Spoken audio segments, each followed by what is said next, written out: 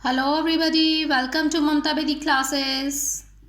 In this video, we will do exercise related to prepositions. Okay, in this video, we will fill some blanks with suitable prepositions so that it will clear to all of us how we can use prepositions. Okay, so let's start. Our first sentence is the river flows dash the bridge. River bridge के कहाँ बहती है?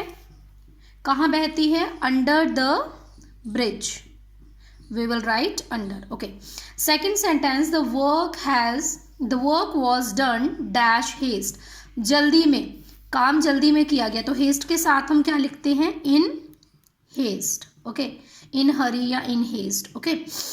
He is afraid dash dogs. तो जो हमने video की थी certain prepositions वाली, जिसमें नाउन वर्ब एडजेक्टिव के साथ सर्टेन प्रीपोजिशंस लगती हैं, तो उसमें मैंने बताया था आपको अफ्रेड के साथ हमेशा हम ऑफ का यूज़ करते हैं. He is afraid of dogs. I am fond, अब फॉन्ड के साथ भी हम ऑफ का यूज़ करते हैं हमेशा. I am fond of music. Fond होता है शौकीन होना. Okay. He goes dash Sundays dash church. He goes dash Sundays. अब डेज के लिए हम क्या यूज़ करते हैं? On. Okay.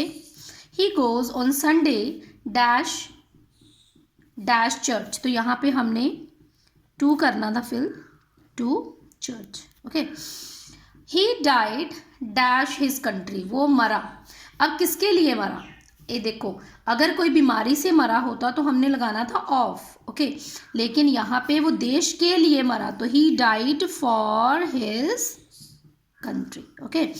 Next sentence is the stream engine was invented dash James Watt. अब यहाँ पे कुछ चीज़ किसी के द्वारा बनाई गई है. ठीक है, तो ये पैसिव वॉइस की फॉर्म में है, तो यहाँ पर हम यूज़ करेंगे बाय. मैंने आपको बताया था जब हम आर्ट का काम करते हैं, कोई चीज़ बनाते हैं, ठीक है, कुछ लिखते हैं या फिर इन्वेंट करते हैं, डिस्कवर करते हैं, तो उसके लिए हम बाय का यूज़ करते हैं. The burglar jumped the dash compound wall. अब देखिए यहाँ पर एक ऑब्जेक्ट जो है, कंपाउंड वॉल क्या होती है? बाहर वाली, है ना, बाहर वाली जो दीवार होती है, outer wall of the house.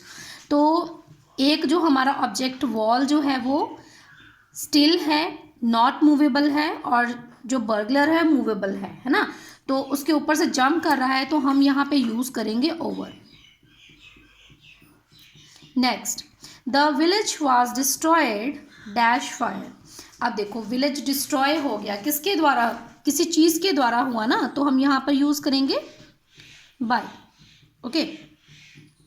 He spoke dash me dash Hindi.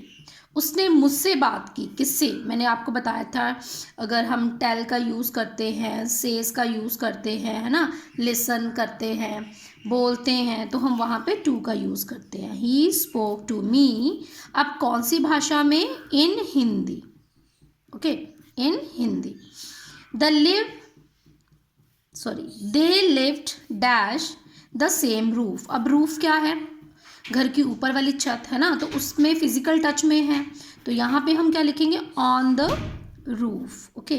Next sentence is I have not seen him dash Wednesday. मैंने उसे नहीं देखा, है ना. I have not seen him dash Wednesday. तो कब से नहीं देखा? वेडनेसडे. तो यहाँ पे डे का नेम मेंशन है, तो हम यहाँ पे यूज करेंगे since. Okay. I have known him dash a long time. अब नोन के साथ क्या लगता है? नोन टू, है ना. आई हैव नोन हिम, लेकिन यहाँ पे क्या है? आई हैव नोन हिम, मैं उसे जानता हूँ, डैश ए लॉन्ग टाइम. अब टाइम यहाँ पे क्या है? लॉन्ग टाइम, क्वांटिटी में है, तो यहाँ पे हम लिखेंगे फॉर. अगर यहाँ पे फिल होता तो हमने भरना था I have known to him, है ना. The moon doesn't shine dash its own light. अब मून जो है वो शाइन नहीं करता अपनी रोशनी के साथ. ठीक है, तो यहाँ पे क्या आएगा? With its own light. Next sentence is this is a matter dash little importance. तो ये कौन सा मैटर है? लिटिल इम्पॉर्टेंस का. तो this is a matter of little importance. Okay.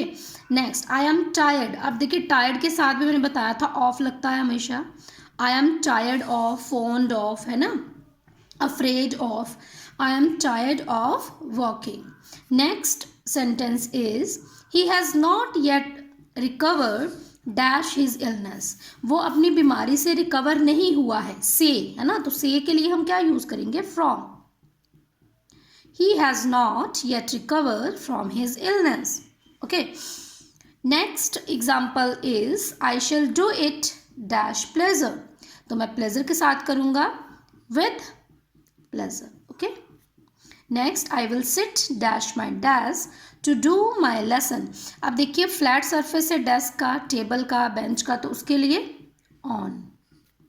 अगर चेयर होता, बेड होता, सोफ़ा होता, सॉफ्ट सरफेस होता, तो वहाँ पे हमने इनका यूज़ करना था, लेकिन फ्लैट सरफेस के लिए, हार्ड सरफेस के लिए हम यूज़ करते हैं on.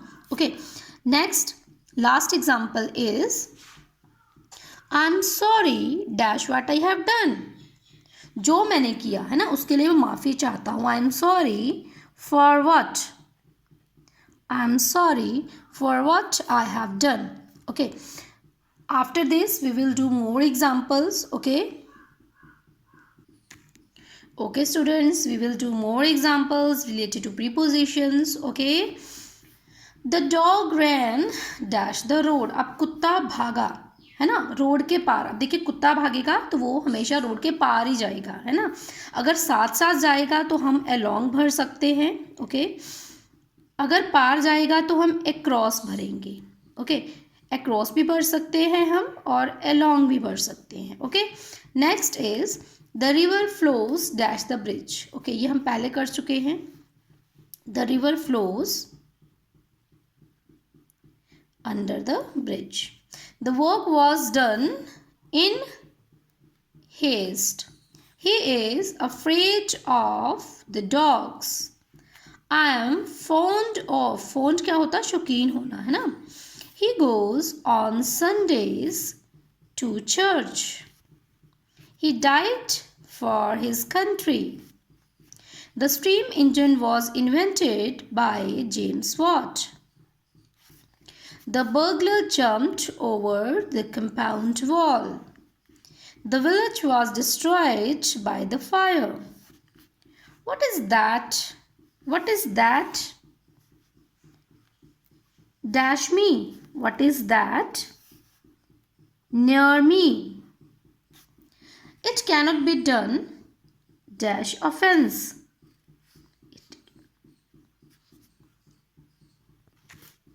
Okay. It cannot be done without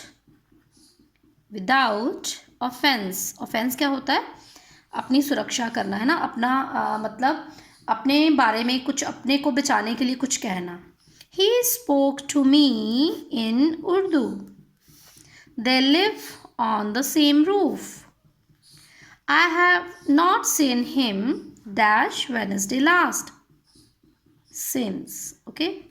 I have known him for a long time. The moon doesn't shine with its own light. This is a matter of little importance.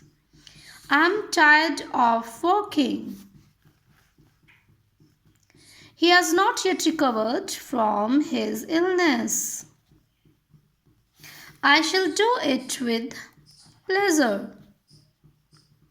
He is good to me. I will sit on my desk to do my lesson. I'm sorry for what I have done.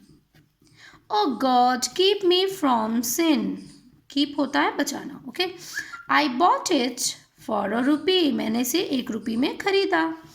He broke the jug into 100 pieces. It has been raining since yesterday. Okay.